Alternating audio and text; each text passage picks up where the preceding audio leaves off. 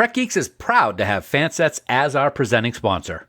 Fansets is the place for amazing pin collectibles, with over 400 officially licensed Star Trek pins and new releases every month. Stay tuned for a special discount code good on your next order at fansets.com. Fansets. Our pins have character. Hi, this is John Billingsley, Dr. Phil Phlox from Star Trek Enterprise. Now, I'm reading something that was written for me, and I think they could have done better. So this is not me, this is them. My prescription for you is a healthy dose of the Trek Geeks podcast, starring Dan Davidson and Bill He Could Have Done Better Smith. It truly is the best medicine. Oh, come on, boys. And here's how they close it. Doctor's orders. Shame, tisk, tisk. For the record, that was Dan Davidson that wrote that. That was me.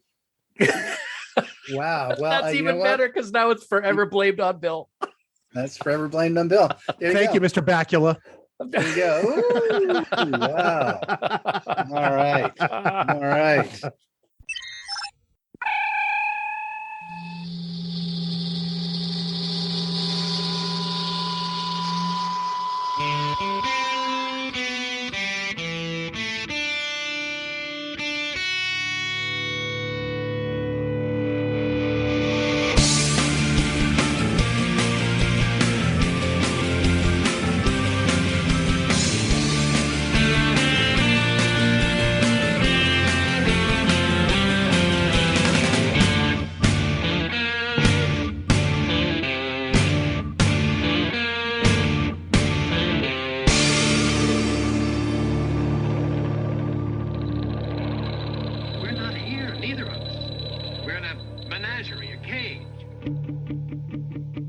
From the Podfleet Command HR department, it's the biggest little show this side of the Alpha Quadrant. Is that where we are? Delta, Gamma, I don't care, Beta. One of those. And the flagship of the Trek Geeks Podcast Network. Greetings to you, humans and aliens alike, and welcome to the Trek Geeks Podcast. I'm your co-host, Bill Smith. This is episode number 303. So excited for you to be here. We have a kind of a change in programming, if you will, today. Originally, we were going to talk about the problem with Reginald Barclay. But we're actually going to pivot because there is so much newsworthiness regarding the conditions around Star Trek Las Vegas, or the 57-year mission, whatever you want to call it by its old name or the terrible name. Did I say that out loud? And joining me to do that is a man who I would love to leave out in the hot sun. Wow. And forget about.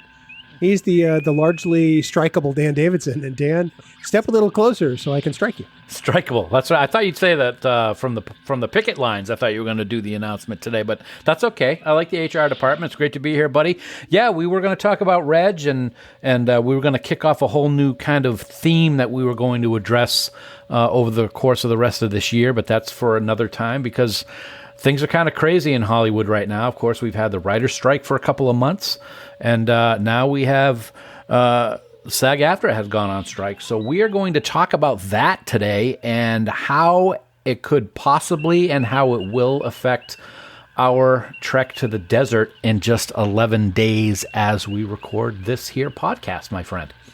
Yeah, it's not just actors who are impacted, and that's one of the many things I've learned in the last week. It's pretty much people who appear on screen, period. And that includes like stunt people, which I didn't know. I assumed they had their own union, and maybe they do, but there's a lot of people impacted by this negotiation, and certainly not an action they've taken lightly. Oh no, absolutely not. I've been listening to lots and lots of interviews over the past week. Several of them by the lovely and wonderfully talented Michelle Hurd, talking about just what you brought up. That there's a lot more than just the people that we see normally in front of the TV, and it's amazing what's going on out there right now. It's kind of infuriating for people who aren't involved in that profession. So I can only imagine what it's like for those people. So we're going to delve into that today. I would like to say we're going to have fun discussing it, but it's really not a fun topic. So we'll do what we can and make it at least enjoyable for our listeners, which means you probably shouldn't talk at all. Well, there we are.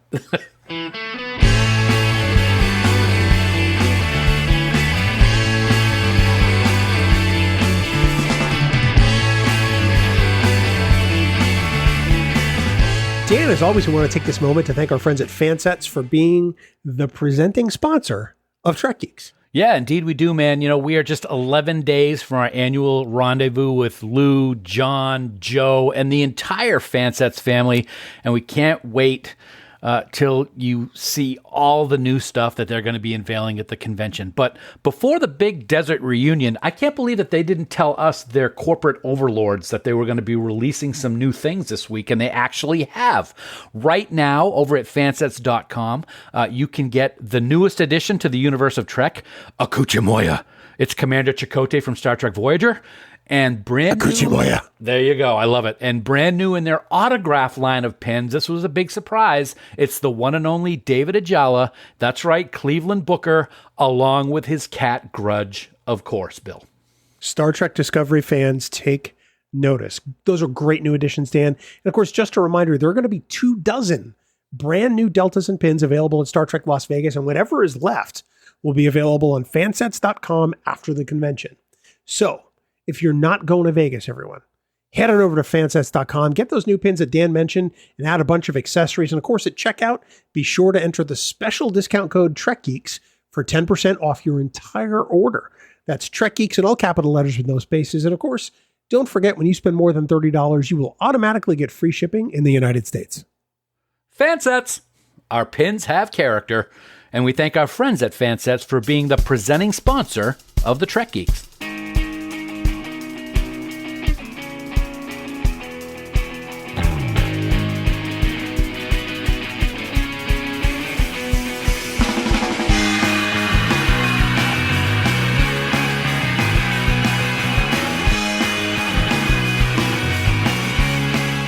Well, Dan, here we are. You know, as we kind of start to get excited to arrive in Vegas in 11 days, we're kind of tempering that excitement because of the strike that was announced.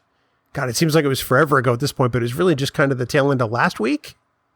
Yeah, on July 13th, 2023, the strike was voted on, and they started the pickets. So yeah, we even right now we've gotten some detail as to what's going to be going on, but for the first couple of days, we had no idea if a single person involved in the strike was going to even show up at STLV. There's only been a couple of cancellations so far, but we'll have to see if more of them decide to pull out as we get closer to the actual convention dates. Yeah, and of the people who've pulled out, really, I think the two most notable are Kate Mulgrew and Robert Duncan McNeil. Yep. Kate has said openly that it's because of the strike. Right. I don't think Robbie has necessarily said that, but that's the presumption. Also, James Darren has canceled. Mm-hmm. But there's potentially rumors that he may not be feeling well. And also Natalia Nagulich, who was Admiral Nechayev in Star Trek The Next Generation and Deep Space Nine. She has also canceled because of the strike, but before there was any guidance given whatsoever. True. She's standing with the union. Yep. And let's just say this right now, right off the bat. Trek Geeks, all the shows on Trek Geeks, and all the people associated with Trek Geeks, 100% support the writers that went on strike a couple of months ago, and all of the people that are involved in SAG-AFTRA. We 100% support them. We feel that they should get what they deserve. And any of these trolls online saying that if you talk about Star Trek when the strike is going on, you're a scab, can go jump straight to hell, because that's BS. It's nothing but trying to rile up people, and it's so not what we as Star Trek fans would expect. So we will support them. We will continue to support them, and we will still talk about Star Trek and what we love about it, because that's what. Well, I want to come back to that for a second, but I want to tack on to your statement about supporting SAG-AFTRA and the WGA. We support any creative who decides to pass on the Las Vegas convention because of the strike. It's their decision to make. We support them 100%. By the same token, we support any of them that decide to actually attend the convention. And, like every other fan there, we will operate within the guidelines. We're not going to ask them about struck work. We're not going to, try to get them to say things about a show they've been in or whatever. We want to respect them because they're still making the commitment to come and see the fans. And I think that's ultimately very important. I think that's great also that they're kind of in between a rock and a hard place. They're on strike and they're supporting their fellow and people that they work with, but they're going to do this because A, they want to, B, they appreciate what we as fans love about them, and let's say it, that, you know, they're not working right now. Yeah. So some of these people need to have the money. We've gotten some incredible interviews. One I just listened to yesterday from Michelle Hurd with regards to a lot of actors. You know, everybody thinks actors make millions and millions of dollars and then they're out there riding in limousines all the time. That is like the top 1% of all the people that are involved in Hollywood. A lot of these people, Michelle was telling us, can't even afford what is needed for basic medical insurance. And they're working paycheck to paycheck. So they're going to come out here and they're going to sign autographs and take pictures. I'm more than willing to fork over my money to help them get through this. And hopefully the studios will all get their heads out of their behinds and do what's right. So a couple of minutes ago, you mentioned the people talking about scabbing. And so let's come back to that for a second, because I want us to be very clear on that. Any fan that decides to record a podcast, create a YouTube video talking about the latest episode of Star Trek, podcast, anything that celebrates their fandom is still able to do those things. One, because they are not union members in most cases. Two, they are not getting paid to do those things. And three, they don't have an agreement with SAG-AFTRA as an influencer. And now an influencer means something very specific. There are people out there who believe that anybody on social media is an influencer. And in the parlance of the platform, that is simply not true. An influencer is somebody with a large following, typically, that is compensated for the posts they make so that their audience essentially gets advertised to. That's really what it comes down to. Anyone who says that, anyone creating or cosplaying is scabbing or podcasting is scabbing or whatever doesn't understand what a scab actually is. Yep. And a scab, and this is going back when the AFL-CIO was first created back in the 1800s. A scab is somebody who literally takes the job of somebody who is on strike, picketing a company, sort of doing that work as a non-unionized laborer or performer or whatever. That's what a scab is. So I'm tired of hearing people use this bullshit claim that, well, fans are being scab. No, a fan cannot be a scab unless they're an actor and they go to work on a project during the strike. Right. Yeah, last time I checked, we did not live in Hollywood or any place where they film TV. I haven't seen myself on TV lately, so I'm pretty sure that I'm not a scab. Pretty sure that you're not a scab. And the people that are doing this, they're doing nothing but purposely trying to cause turmoil on social media. And they can all F right off because I'm sick of listening to them. It's the same people that always start up all these gaslighting issues that come about on social media from time to time. And they're really not worth the conversation that we're having, but I'm glad that we're making it very clear how we feel, because I think it's very important. And I think our listeners appreciate that. I think so too. I mean, ultimately, if you're a fan, go and love the thing. Be a fan. Yep. Because honestly, that's going to mean a lot to the actors too. They may not be able to engage on certain levels, but they love to see the excitement. They love to see the passion that fans have. And, it's one thing if you choose to not do these things, to support the strike in your own way. If you decide that you're going to, I'm going to pass on cosplaying this year because I just don't feel right doing it, then that's your personal decision. And that's great. More power to you. But just like gatekeeping, it's nobody's position to tell another fan that they can't do a thing just because they don't understand what the information means. Exactly. I also love how they take what the SAG folks have put out as what they want their people to do or to not do. And then these people try to force that on everybody else, like cosplaying, for example. Yeah. That was something that came out the other day. Oh, you can't cosplay. It's STLV or SDCC. That's wrong. That you can't do that. That's not allowed. That's complete BS.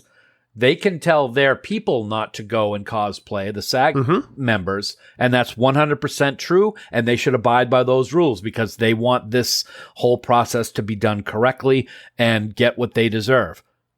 These idiots out there who say, well, Dan, you can't be Thanos in a Starfleet uniform this year because of the strike. That's complete crap. And anybody who is saying that shouldn't be saying it, and anybody who's actually thinking about following that recommendation should not, because it's not the case. There's not a labor union on the planet that has the ability to dictate to citizens that aren't members of the union or prospects of the union what they can and cannot do. It is that simple. Right. It's a question of legality. As far as podcasting, as we're not even technically members of the media. We are members of the media, and with that come First Amendment protections. We can talk about Star Trek all day long if we want to. It doesn't mean that we're going to try to do it with SAG members during this time, because that's not cool. We're going to respect and abide by that restriction that the members have, because we don't want them to get in any trouble. Exactly. It's the amount of people who just want to spread bad information just really astounds me. And when the guidance, granted, it was not clear at first, it has since become very clear. And that's really what pisses me off the most. It's so easy to find the answers to these things. It really is. I mean, SAG's got a site, I believe, that gives all of the latest information on all of the decisions that they've made. And there's been people that are true fans and respect everything that's going on that are posting that information instead of just coming up with garbage to spew and try to rile up people. It really is unbelievable, the things we've seen. And I just said a few minutes ago they don't deserve the time, but here we are still talking about it. But I think most fans, these people that do that are the 1% of the unsilent minority that just like to cause problems. Most fans understand what's going on. Most fans respect the rules and understand what does and does not pertain to them. So I think that the people that are going to be at Vegas are going to have a great time. I think they're going to have an extra incentive to tell all the people that do come for autographs and pictures and panels to tell them how much we appreciate and love what they've done and what they're doing. They may be able to talk about a lot of stuff, but it's still going to be great to see them. And I get why you feel like we shouldn't be talking about them, but I think it's important to talk about what they've been saying, because I still see bad information now a week later with people not understanding what can and can't happen. So let's be honest about what's going to happen at STLV. If you walk up to your favorite celebrity from Star Trek at STLV and ask them to sign some piece of Star Trek memorabilia you have, whether it's, a photo or an action figure or a poster, as long as you brought it, they can sign it. Right. What they cannot do is provide photos of themselves in character from any production. They will likely provide regular headshots, which don't have any kind of character thing on it. It's just a photo of them, the one that they use for publicity, most likely. Right. What has always happened with creation cons, and I've been going to creation cons for 30 years, is there is always an 8x10 table. And in Vegas, it's the largest one I've ever seen. It's at least my next question. It's at least half the length of one of the walls of the dealer's room. Right. I would imagine that they are probably going to bulk up on photos because they can sell those at $5 to $10 a whack. That was going to be my question. If you buy it from that table at creation, can you then take it to them to sign? And the answer is yes. Because you're bringing it to them to sign. Exactly. Yep. There have been times where we've seen some of the stars at their table with a bunch of pictures there available with the sign, photo 15, autograph 35. They can't do that this year. They can only do like you said, the publicity one. So it's good to know that there's still going to be plenty of things signed. I had not planned on bringing a bunch of stuff when the strike first happened. Now I'm bringing a bunch of stuff because I will be handing it to them to sign. So get ready, Doug Jones. I got a couple of things for you. Well, originally you and I both got, Enterprise D prints from the Star Trek store to have, Next Gen / Picard cast members sign. And I wasn't going to bring them until the guidance became clear, and now I'm bringing it.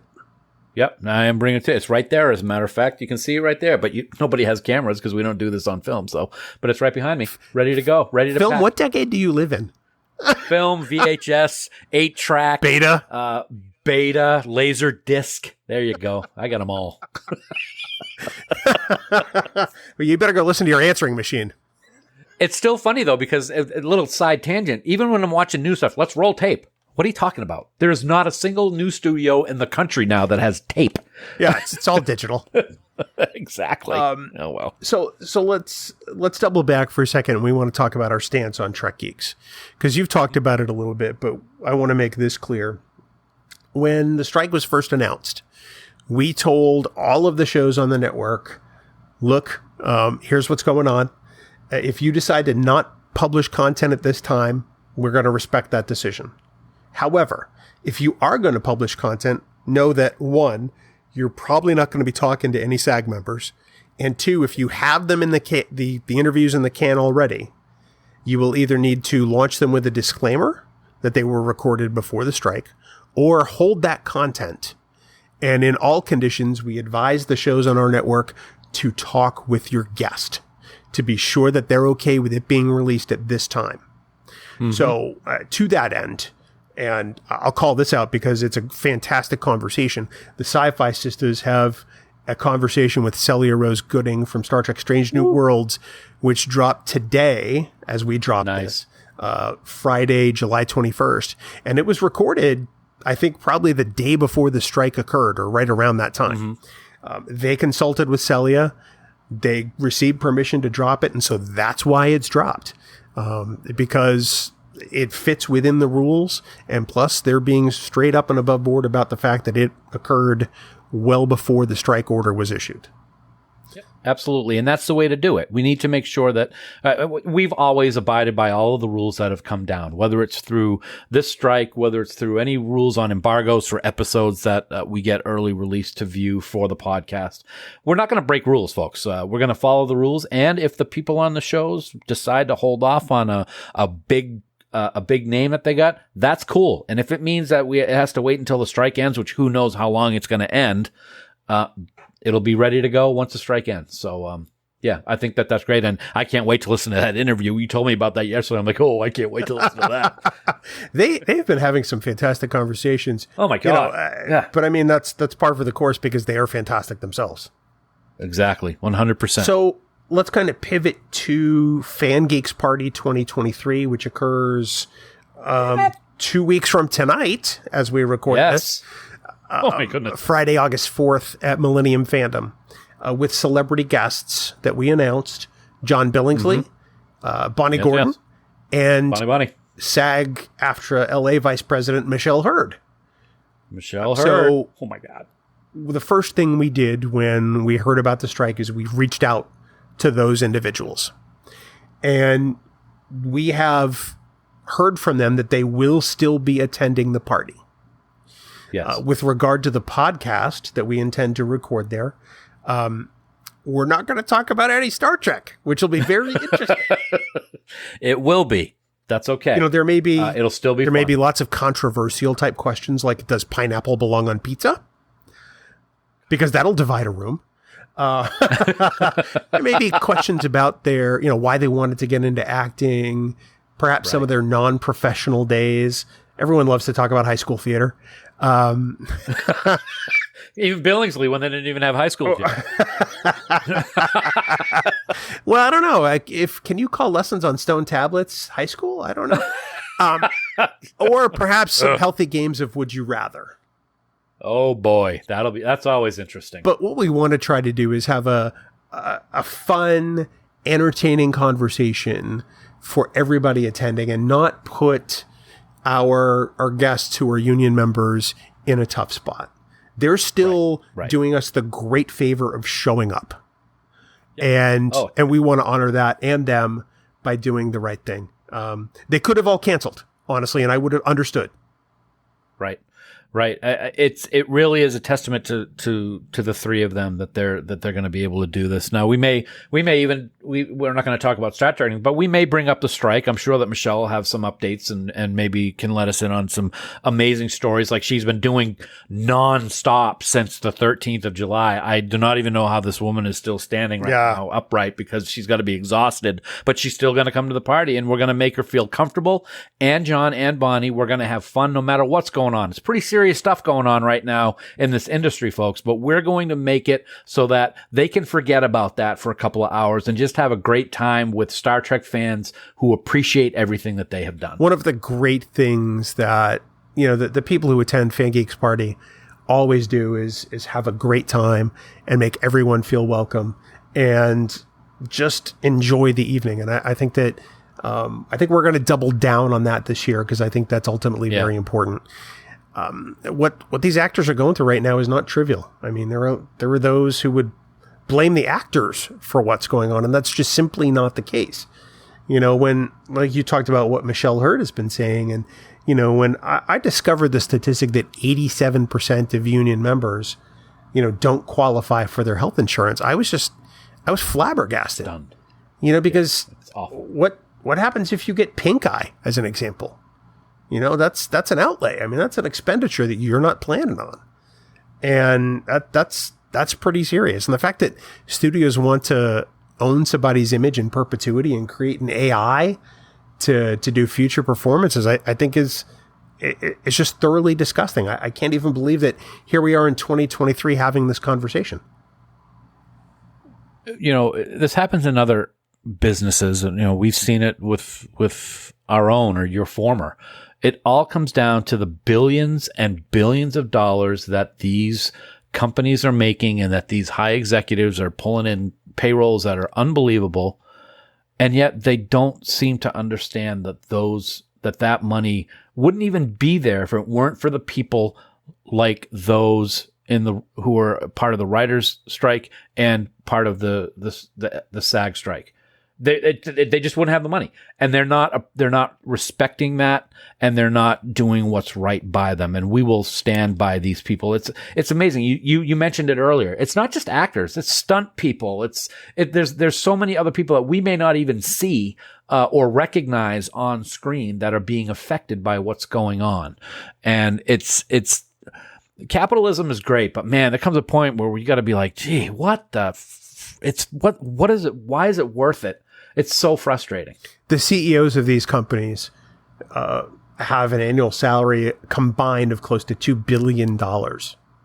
Yeah. And we're talking about such a small percentage of that. It's amazing, because these are the same studios that don't want you to pirate content. You see those FBI warnings before every DVD or whatever. Yet what they essentially want to do is pirate actors. That's right. That's a great point. They essentially want to steal a copy of an actor and then use it in perpetuity to create new content, which they can then still get rich off of.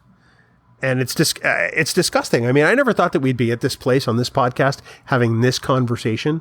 Oh, yeah. But there are creative people behind Star Trek since its inception. And this jeopardizes not just Star Trek, but any show or movie you want to watch going forward. Yep. It's amazing. I was watching an interview, or a couple interviews over the last couple of days on CNN with a reporter by the name of Donnie O'Sullivan, and he's a great reporter. And he's been out in Hollywood or other areas of the country where there are companies that are working on AI and also working on things to show when stuff is deep faked. And it's just amazing how quickly this stuff is evolving. And at the end of the interview, Donnie was talking about how they said that stuff is evolving quickly and stuff is going to change over the course of time. And I'm thinking, okay, this technology is probably going to take a few years before it can really jump into another level. And he ended it by saying, so, we could be in a different place in just the next 6 months. And I was completely shocked by that it's developing so much, and there's so much that can be done with this technology that is bad, not just for acting, but for other things, which I won't even really get into right now. But Tom Hanks said it great in this article, or in this story. It was just his voice, but he's saying, I could do this great job of something and film for a couple of days, and then I could get killed, but the rest of the movie is done and nobody knows that it's not me. Yeah.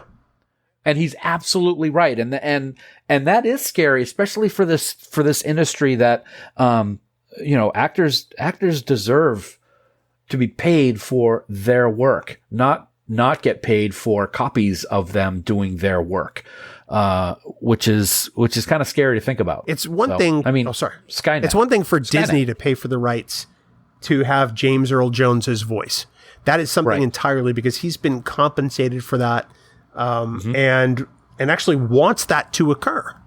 I fully endorse and appreciate and respect that, because that was done the correct way. Right. But, if, a random actor of the week is in a show and then all of a sudden they decide, well, let's just create more content with this person. That's wrong.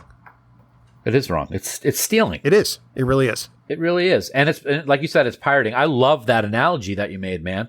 We get these FBI warnings all the time when we play VHS tapes or DVDs, and they're doing exactly what they tell us not to do. And it's. I can't take complete credit for it. I saw a meme that said something to that effect.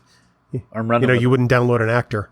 But I mean, essentially, that's what we're talking about. We're talking about piracy. Right. We really. I think that. The long-standing ramifications of this strike action are yet to be seen. I mean, yes, in the short term, we're going to get a lot of shitty reality shows and contest shows. And also, just to speak to a point before we continue what you're saying, that whole thing with AI, that's just one aspect of this strike.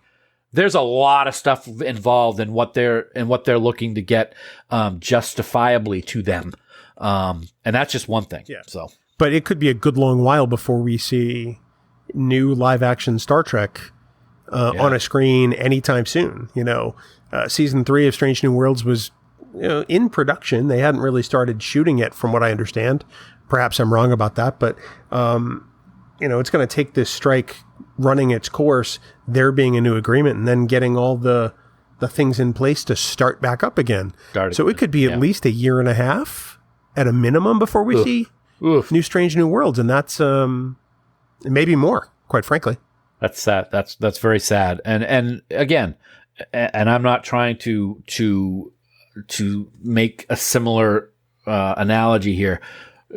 Not only are all of these people that are involved in the strike hurting from this and suffering from it, we're not going to get to see their work for who knows how long. So it's just like a snowball effect. Everybody is going to be affected by this in some way, shape, or form, and it's really too bad.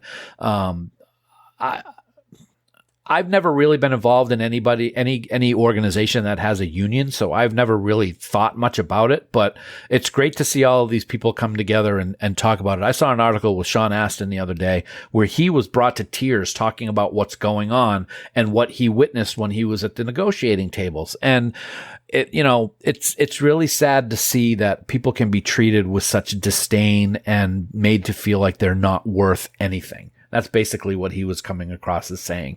And it's really too bad. These are people that other people and fans just worship for the work that they do. And yet you have another side of it that's just so completely out of sync and out of touch with reality and what's going on. When you look at the fact that an entire Star Trek series has been removed from its streaming platform and essentially canceled while a second season was still in production. You look at these actions that the studios are taking. You look at the money that they make hand over fist. You look at Netflix doing away with its ad-free tier, so that now the cheapest subscription to Netflix is $15.99 or so a month instead of the $9.99. So. It's all about greed. And I'm not all about greed. It's all about the dollar. I'm not one of those who goes around espousing corporate greed all the time, but when you see these things add up, that truly is the only answer. It really is. And everything, I've said this for I don't know how long, everything comes to, every decision pretty much comes down to the dollar bill. And I think people got to be better than that. It's really sad. But anyway, I wish it were better than that, but unfortunately it's not going to be anytime soon. No, and not until they get rid of money like they did in the Federation. But money still exists. But money still exists, and I just bought a boat. Okay. Right. With what? How'd you do that, Scotty? But we're still going to go to STLV. We're still going to have a fantastic time, and we're going to love talking to the people that are going to be there. Yeah, and for as frustrating as it is for fans, I can guarantee it's going to be frustrating for the guests of the convention. Right. Because invariably somebody's going to get up to that crowd mic and ask a question about Star Trek, and they're going to say, I can't answer that. And I mean, it's going to happen at least once a day, maybe more. I think, and I think because the majority of the people that are there respect the people that are on the stage, when those people come to the mic and ask those questions, there's not going to be booing because the person on stage says, I can't answer that. There's going to be booing for the person who asked the question. And I think that is justified. And hopefully if it happens on day one, enough people will hear about it so that it doesn't happen as much. But I agree with you. It's going to happen every day. Have you ever heard someone booed at a Star Trek convention for asking a question? I don't know. I have. I don't recall. Okay. It's probably pretty brutal. It was at Starfest in Denver, and back when I went 30 years ago, or maybe a little more. And D. Kelly was there. And somebody got up to the mic and asked a very, innocent question about the fact that Leonard Nimoy didn't play Spock in the last 10 to 15 episodes of the original series. And what was it like to work with somebody else? See, the dumbfounded look on your face was the same dumbfounded look that we had on our face. There were people heckling this person at the microphone. Oh my goodness gracious. I felt super bad for that person. And D. Kelly, with all his kindness and his grace, answered that question very respectfully. Straightened the person out. But the crowd was not kind. And this was in like 1992. Yeah. It's only fast forward to 2023. And I really hope that Star Trek fans are better than that and don't boo.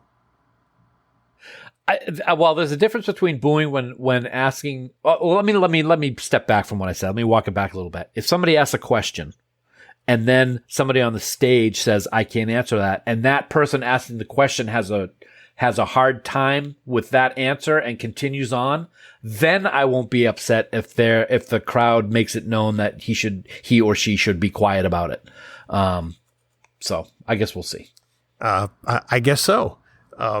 But actually, maybe we won't. We're going to be in the vendors room the whole time. We probably won't even see these panels. I know I'm going to be there the whole time. I don't know about you, man. Just kidding. You better be there. I was noticeably absent last year from the table for quite a while. Don't I know it? I look around. Where's Dan? Oh, yeah, he's off talking to Sinequa Martin Green. Yeah, he and Lou left. I'm like, bye. Couldn't have grabbed me? No, we wanted the podcast to shine, man. You're full of crap. You just got tunnel vision. Yeah, I know. It's like, what? Sonequa? Blah, blah, blah, blah, gone. Yeah. Anyway. I'm used to it. That's fine.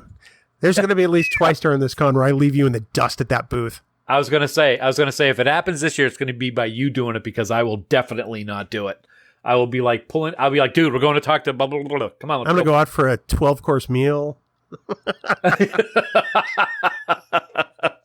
But I mean, yeah, like you said, ultimately the takeaway is go to Vegas, have fun. Yes. Yes. Yeah, it's going to be a different year. Yes, we're back at the Rio, but it's going to be a weird year in this regard, and we're all going to do the best we can. So let's just enjoy it. Let's enjoy the ability to gather together. Let's enjoy this thing that we love, because we can all still talk about it. Uh-huh. We can all still display and demonstrate our love for it. And that's really what these things were about. Agreed. I'm looking forward to it. Yes, it is going to be different. And people like Armin have even said, go to STLV. It's going to be different, but still go.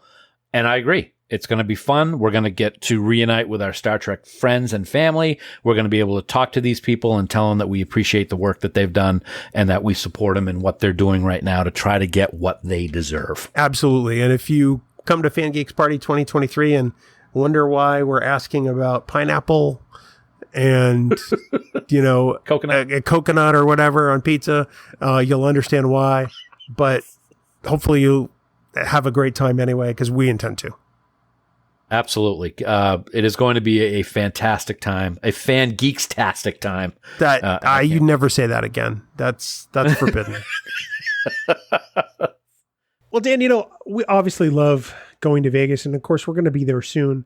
I'm going to say it right now. We're going to miss 5 Year Mission because they won't be there as the house band. Yeah.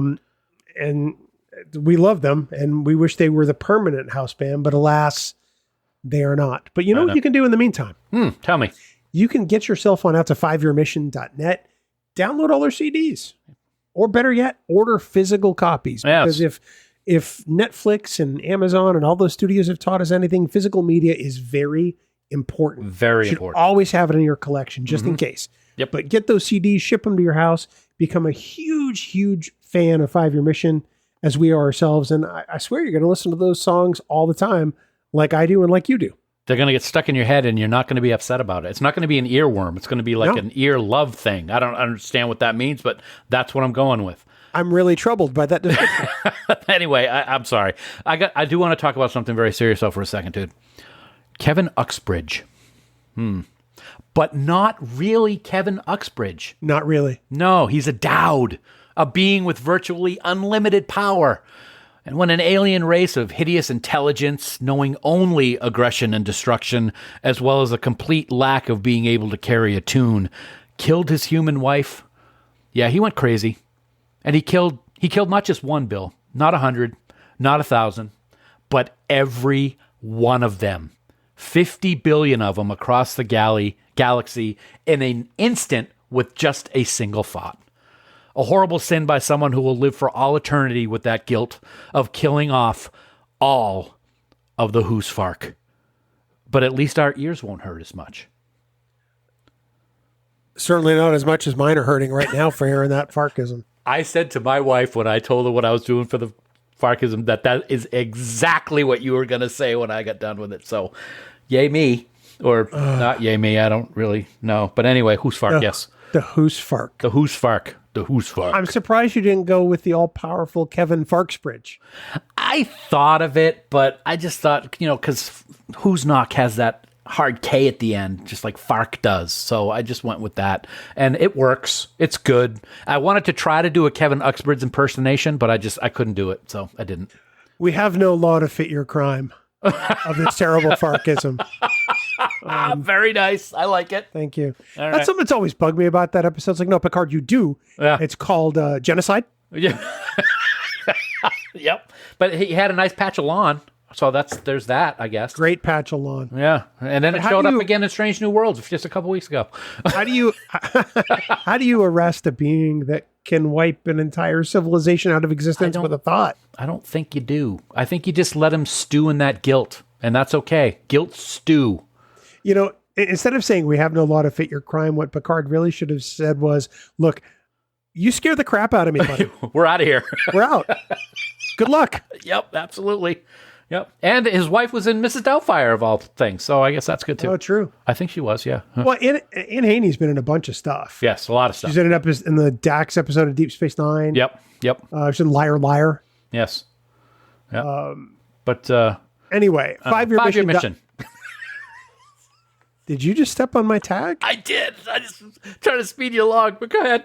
After you. This is ironic. You were trying to speed me along? I didn't know if the people love to hear the Farkisms, but they didn't want to hear all our drabble, so. I got to look that up. Is drabble, did you say? Is that a word? I don't know, but I'm going with it. It's a new word now. Take that, Webster. A drabble is a short work of fiction, precisely 100 words in length. There you go. The purpose of drabble is brevity, something you know nothing about. I'm brave. Don't. Oh, jeez. Don't forget that you too can support Trek Geeks by subscribing to Bill Smith on Patreon. I mean, the Trek Geeks on Patreon, where you can get all kinds of exclusive perks, including direct contact with Dan Davidson to tell him how much you hate those damn Farkisms. That'll never happen, but they can try. You can listen to raw audio. You can hear Bill making fun of me, and you actually see the words typed out if you're on Discord. All kinds of great stuff if you want to become a Patreon. We would really appreciate it. But right now, we want to take a moment to thank our associate producers for Trek Geeks. We are always so grateful for their support, and they are. Here we go. It's a long list. Vikram Bhatt, Chad Clark, Corey Clay, Brad DeMag, William Edward M. Jr., Brandon Everidge, Andy Fark, Kimberly Francis, Brian Hackworth, Jonathan Hamilton, Ryan Jeffs, John Krikorian, Sean Lynn, Rick Mason, Jamie McGregor, Ross McKinney, Aaron Mollenkoff, Helen Reed, Sarah Rutlinger, Tim Robertson, Desi Rogers, Greg Rozier, Eric Sakian, Adam Sanders, Tim Serdar, Heather Sohn. Sorry. What happened? I couldn't see the word. My eyes went all fuzzy. So let's rewind that back 10 seconds. Mandy Stansel, welcome aboard. Blake Strike, Lisa Tomlinson, Ron Robel, Kayla Zawicki, and Kayla Zawacki. Wow. No. I don't have my Kaylia. Sorry. I am having a problem with my pronunciations today. It happened 3 times at work. That never happens. Sorry, Kaylia. And last and not least, the gracious, the wonderful Connie Hutchins. So gracious and wonderful. Wonderful. Let's get to the chopper. What the heck was that? It's me with a raspy voice doing a really terrible Schwarzenegger impersonation, as if you hadn't guessed. We also want to thank our Trek Geeks producers for their support. They are Mike Bovia, Steve Bovia, the better Bovia, let's be honest. That's Chaz true. Bradshaw, Kyle Castillo, Peter Craig, Andy Davenport, Craig Ewing, Jackie and Chris Hackney, Kimberly Hartman, David Hood, Lionel Marchand, Matt McGonigal. I think it's the longest I've ever done that. Jim McMahon, Darren Metcalf, Charlie Mulvey, Sean O'Halloran, Casey Pettit, Jamie Rogers, Casey Shafsky, Jim Stoffel, Chris Trebuzio, Christina Werther, and the lovely and talented Jess Vashon. Dan, the senior producer of Trek Geeks, is the indescribably awesome Jude Tapman. Indescribably awesome, and happy birthday, buddy! Happy birthday! We didn't record last week. I had some stuff come up at my work, and it was your birthday. Hope you had a great day. You are fantastic, my friend. You too can become a producer of Trek Geeks, and it's so easy to do that. If Bill wasn't part of the podcast, he could even do it. Just head on over to patreon.com/TrekGeeks for all the details. Wow, pop quiz, hotshot. Which one of us has actually been a Patreon of Trek Geeks at one point? That would be you. Yeah, exactly. I wouldn't spend the money. For even more Star Trek discussion, please check out the other member podcasts on our network. We have so many great podcasts just wanting to talk about Gene's vision. And you can find all our podcasts at trekgeeks.com/listen. Trek Geeks. No one, I say no one, talks Trek like we do. We're having way too much fun today. Dare I say no one? And of course, for all the news on all the Star Trek show, please visit our great friends at treknews.net. For now, this has been episode number 303 of the Trek Geeks podcast. 303, by the way, also the area code for Denver, Colorado. Ooh. We hope you all live long and prosper. And 303 backwards is 303. I can't get anything by you. You're brilliant. Coconut. Music for Trek Geeks is provided by 5 Year Mission. They're writing an original song for each episode of Star Trek. Hear more of their music at 5yearmission.net. Trek Geeks is a production of Coconut Media Works. Executive producers Bill Smith and Dan Davidson. For more great Star Trek discussion, discover the other shows of the Trek Geeks podcast network at trekgeeks.com or find us in Apple Podcasts, Spotify, or your favorite podcast app.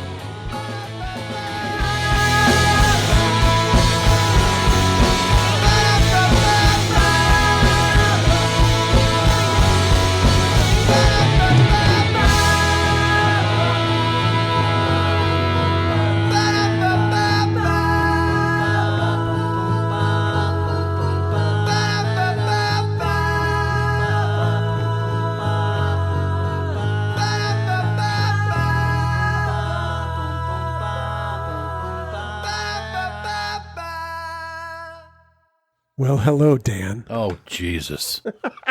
Bing bong. Big Bong, what's up, buddy? My God, I was ready to sign off right away. Really? I'll do it again. Yeah. How are you? Fantastic. How are you? I'm great. I got my trusty little Star Trek trivia shuttlecraft here, putting together stuff for the FanGeeks Party. Yeah. I want to say that I've noticed you inserted some questions into our list that are not from the trivia shuttle. No, I thought of my own. I thought of some of my own. I noticed that because you've got some newer Star Trek based questions in there. It's funny that you say that because as I was doing questions, I'm like, wait a minute, these are all like Nemesis and before. We gotta throw some stuff in there from current Trek. So yeah, I threw some stuff in there. I'm glad you noticed. It makes me appreciate that you're actually reading my stuff. I'm sorry, what did you say? Which is more than I do with yours. So wow. I just have my assistant read it to me. What assistant? Aria. I was going to say. Yeah, who just celebrated her 10th birthday. Aww. Yeah, my little pup. For those who may not realize, Aria is Dan's pup. Yes, Aria's the last pup that we got. We got her over 10 years ago. No, we got her just before 10 years ago. We got her when she was 7 months old. So, yeah, so she's doing good. She's happy. She's a happy pup. And she loves our neighbor. My God, my neighbor's outside, and she just starts crying and yipping and everything. It's pretty funny. Is that the neighbor that's building the pool? Yeah. Yes, our friend Crystal. Hi, Crystal. I don't think she listens, but just in case she does. Hi, Crystal. So I've been just getting stuff ready because we are just not too long from jumping on a plane and heading out to the desert, where you'll probably hit me with a bat and bury me in the field somewhere. Oh, I could only hope. I know, right? Fields? You mean sand, right? Because that's really what's out there. Well, they did have that one scene in Casino where a couple people got batted to death. It was in a cornfield. Yeah, but we don't know that took place in Vegas. It might have been an outskirt, a suburb, a rural area. Have you paid attention flying in? There's not a lot of, Lake Mead's getting shallow. Well, this year I got to think it's probably a little overflow with all the snow that they had up in the mountains there. No, not the Catskills. Yeah, that's it. The Catskills, you idiot. I just wanted to say Catskills because that's what happens when felines are very talented. I'm logging off this call right now. It worked. Bye. Oh, anyway. Oh, well. Apparently, you can grow corn in Vegas. There you go. Tomatoes, peppers, eggplants, corn, melons, and lettuce varieties like kale can all grow well in the desert with the right amount of sun and water. That's according to the Las Vegas Review-Journal, the newspaper out there. All right. But look at him. He's still breathing. Look at him. I'm going to have to watch Casino before we go. Yeah, that's a good idea. Maybe we'll watch it on the plane. Oh. Yeah, there you go, huh? Look at you. I try. Is there anything there that could be offensive to other people on the plane? Who cares? I generally try to be kind to other people. I don't care. I'll watch porn if I wanted to. I doubt that. No, I wouldn't. So, true story. When I used to fly out to Vegas alone. Yeah. Actually, whenever I flew, I would watch the movie Airplane. And I would get the funniest looks from people like, what the hell are you watching? Like, either they would think it was awesome or they're like, how the hell can you watch that? Yeah. But there's obviously a little nudity in Airplane. There is. Yes. So I'd scene. Yep. I'd try to sort of like cover it up or maybe like take my laptop or my DVD player at the time and almost fold it up like a taco and look at that while that happened. Because I mean, there could be kids watching. Right. I want to be responsible. Yep. But yeah, I had the occasion to talk to David Zucker. Really? Point. Yeah. And I told him that that's what I did whenever I flew. And he just started laughing. And he goes, that is either the most amazing or the scariest thing I've ever heard. And I'm not sure which. That's funny. That's cool that you got to talk to him. Yeah. That is pretty neat. I remember one time we were flying to Disney because we fly to Disney all the time. And I was watching Taken for the first time ever. Never seen it before. And have you seen it? Yeah, the one where the chick from Lost, who's about 30, tries to play a 16-year-old. Yeah. And spoiler alert for people that have not seen it and don't want to spoiler mute for right now. But there's a scene where he gets to Paris and he's chasing the guy in the airport, roads, and he jumps off a bridge and lands on a truck. And then the guy steps out to run away and gets creamed by like a fire truck or a bus. So I'm watching this and I'm excited. I'm watching. I got my headphones on and it hit the guy hit the bus hit the kid and I screamed. I was like, "Whoa!" Like in the plane, full throated. It was hysterical. My wife was like, "What are you doing? What are you doing?" I'm like, sorry. Would it depress you to know that movie came out in 2008? Yeah, 15 years ago? That's amazing. Yeah. I have a very particular set of skills. Podcasting isn't one of them. No, it's definitely not. Wow. Thanks, pal. It is absolutely not one of those skills. I just want to throw that out there. So here's an interesting little bit. We're going away this weekend. We're going to have somebody staying at the house for any of you, thieveries. But we're going, it's Clam Festival up in Yarmouth, where we used to live. I'm sorry, you want to say it a little more clearly? Because it sounded like you said clan festival. Oh, clam, as in like the barnacled creatures that live in the water. Yes. The seafood. So it's the Yarmouth Clam Festival. Very famous. It's a big deal. We have not been up there for quite a while. And so we're going up there this weekend. And the funny thing is we rented an Airbnb and it's less than a quarter mile from where we lived for 15 years. It's on it's on the same road. It's right down the street. It's pretty funny. You've probably driven past the house thousands of times. Thousands of times. As a matter of fact, the house next to it is a house that has apartments to rent. And when I first started dating Sue, I rented an apartment from the building next door to where we're staying, and I stayed there one night. The time I had it, I ended up, getting rid of it pretty quickly, but it's right next to where I actually had an address at one point. Wow. Yeah. So it's going to be nice weather finally. So we're going to go up there and we're going to bring the pup and we're going to have a good time. Clam. Yeah, at first I had to do a double take. I'm like, what are you talking about? Yes. Clam. That would be rather unfortunate. Yes, it would not be something that I would partake in any way, shape, or form. No. So yes. So it should be fun. They have lime rickeys there, which are really good. And, I'm sorry, what? Lime rickey. It's a very, very refreshing summer drink. Is that like Ricky Bobby? I don't know because I've never seen that. Probably never will. You said the same about Step Brothers. Yes, but Ricky Bobby is NASCAR, and I just don't do that. I don't. It's funny though. I don't. Nope. It's NASCAR, but it makes fun of NASCAR a lot. Well, everybody should make fun of NASCAR, but you have NASCAR watchers in our audience, I'm sure. I'm sure, and I'm glad that they enjoy it. It's not my cup of tea. Earl Grey hot, please. Thank you very much. So a lime rickey is essentially lime juice, simple syrup, and seltzer? Yeah. Yep. But it's one of those things. It's like when I go to Disney, I always get a Nesquik chocolate milk. It's like a tradition. Don't know why. I just have been doing it for 20 years. When we go to the Clam Festival, we have to get a lime rickey. Yeah, because in the hot sun of Florida, you want to drink a pint of milk before you get on a bunch of rides. I don't know. I just started doing it one year at Epcot at the Land, and I've done it every year since. I don't get one anywhere else. I only get a Nesquik chocolate milk in Disney. Knowing you, I would have thought a lime rickey had some kind of booze in it. I can easily put some in there. That's not a problem. What are you saying? You think I got a problem? No, not at all. No problem.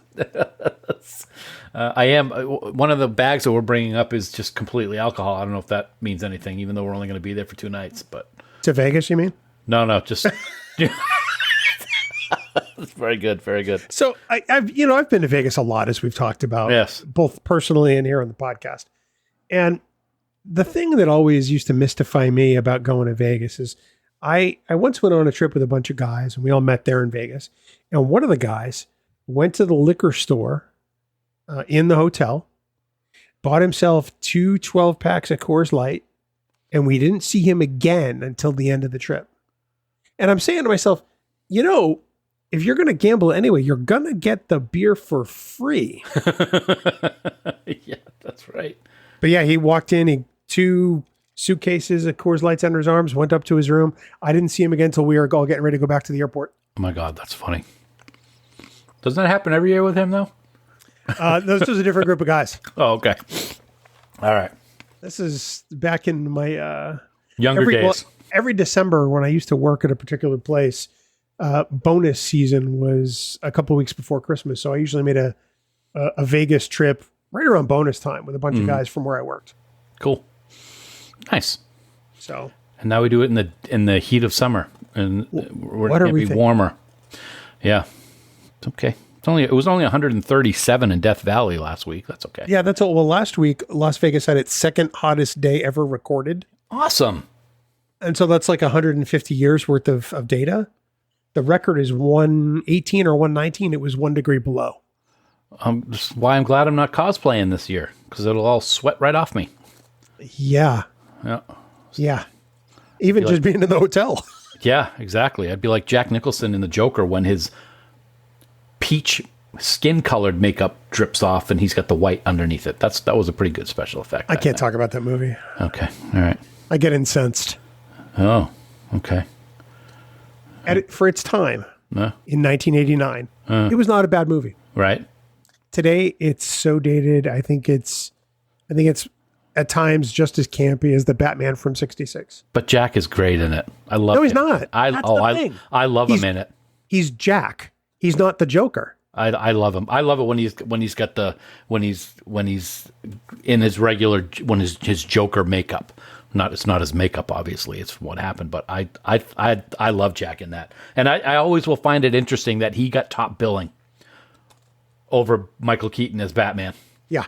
And now who's doing Batman? Who's coming back in that role? Oh, right, Michael Keaton. Well, that's because Jack Nicholson is like 85. Yes, he is. They showed him at a Laker game. They showed him like, wow, he looks horrible. Yeah. Well, I mean, I hope that when I get to that age, people can say that about me too, and can be sitting in the front row at the Lakers games. Well, I'd pick the Celtics. Well, yeah, okay. Absolutely, we would. Yeah. For as much as I scoffed at the notion of Heath Ledger playing the Joker, he really was the best I've ever seen. Yeah. Yeah. He was, and that movie I think just came out like 15 years ago. Killed him this week. Yeah.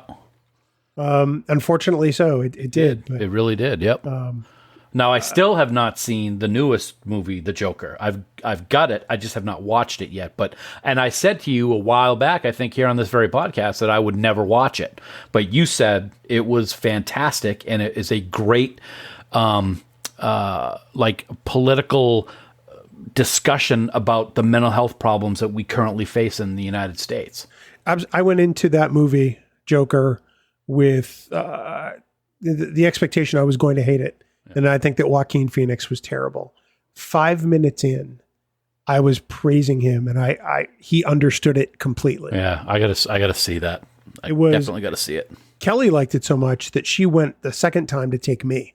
Oh wow! Because she's like, I think you're going to be surprised. Because she went to go see it on her own. I said, yeah, I've got no interest. Yeah, yeah. And that's when she said, no, seriously, I really think you're going to love it. I will see it. Did. I will. I still got to. Connie, believe me, I told you I was going to watch Mary Poppins, and I promise I'm going to. You know what? I'm going to bring Mary Poppins. I'm going to watch it on the plane. Well, I know what I'm not watching. Yep. Yeah. I've told Connie and I've told Haley that I would watch it, and I haven't watched it yet. I think that you will be surprised, because although it's dated in one sense, it's very timeless in another. Yeah. Yeah. Oh, I know. It's a classic. Yeah. Dick Van Dyke is just, he is next level. He, at that point in his career, he may have been one of the greatest talents of our time. Yeah. And that sounds like I'm overselling it, but the man literally could do. I mean, he's a lot older now. Can do anything. The only part I think I've seen of that movie is when he's dancing with the penguins. I think that's the only part I've seen. Which was an amazing technical achievement for back then. time. Yeah, absolutely. Yep. So I'm going to do that. That's the plan. I'm sticking with it. I'm trying to figure out what I'm going to watch on the plane. Usually lately I've been watching The Office, but going to a Star Trek convention, that doesn't seem right. Although I got to admit, I haven't watched a whole lot of Star Trek in the last year. Only what we've discussed for the podcast, or in screeners for new Trek. Right. I'll probably bring a couple Trek episodes, but I'm watching Hunters right now, and I wanna stay up to date with that. I'm also watching Yellowstone, so I may bring some of those episodes. I'll bring Mary Poppins, and I'll probably bring a couple new movies that I've gotten recently, and just have them available if I need them. So, yeah. Interesting. Yeah. What for those of you going to Vegas? Dungeons and Dragons. That's what I'm going to bring because I want to see that with Chris Pine. Don't care. For those of you, traveling to Vegas, what are you going to watch on the plane if you want something? I'm curious to find out. Hashtag watching this. That's what you can do, and let us know. That'd be great. Hashtag terrible hashtag. God. Wow. I can't get a break with you. Hashtag your face. I like that one. That's always a good one. That's always a good one. Of course, I would not be seeing those hashtags on the Dumb Bird application because I don't go there anymore. But yeah, what do you care, quitter? That's right. Exactly. Just go to a better one. Go to Threads or Blue Sky. I think Blue Sky is better. I think Threads is half baked. Yeah, I'm on both, but I barely ever post either of them anymore. So whatever. Because you're a jerk face.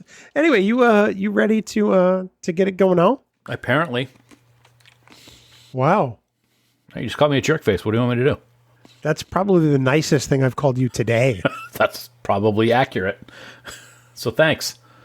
So you should be happy and just shut your mouth. Don't worry. Be happy. You happy?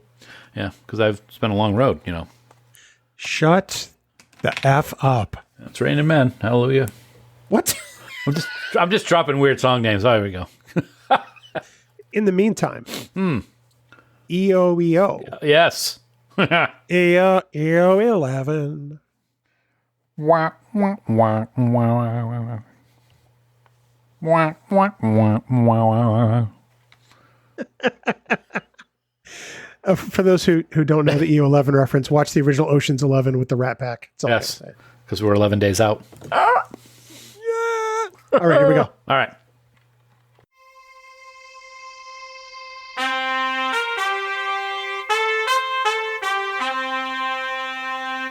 Coconut.